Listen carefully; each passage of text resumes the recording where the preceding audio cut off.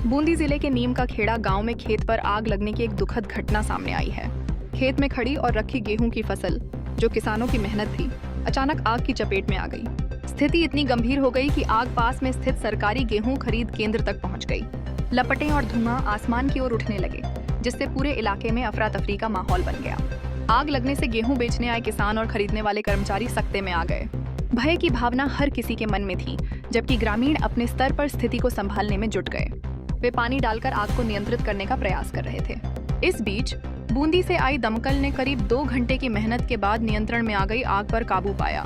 दुर्भाग्य से आग की इस घटना में सरकारी खरीद केंद्र पर रखी हुई 9000 बोरियां जल गईं, जिससे सरकारी और किसानों को लगभग 5 लाख रुपए का नुकसान हुआ। इस नुकसान की रिपोर्ट खरीद केंद्र के इंचार्ज ने पुलिस में दर्ज करवाई है।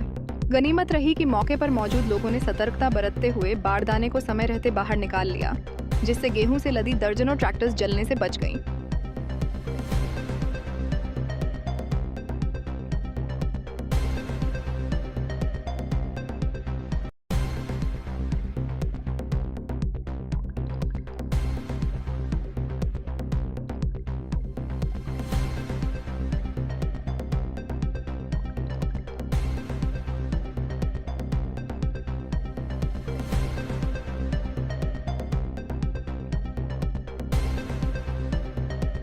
आज हमारे गांव में गुड्डा नतावतान में आग लगने के कारण काफ़ी नुकसान हुआ। खरीद केंद्र पर भी आग लग गई, जिसमें किसानों को काफ़ी नुकसान हुआ।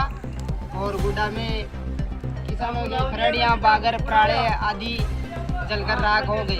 मैं सरकार से निवेदन करता हूँ कि इनको आर्थिक सहायता की मदद की जाए। आज हमारे गांव गुड्डा नतावतान में आग लग जाने के कारण काफ़ी किसानों को नुकसान उठाना पड़ा है और अग्निशमन यंत्र दमकल के द्वारा आग पर और ग्रामीणों की मदद के द्वारा आग पर बड़ी मुश्किल से काबू पाया गया।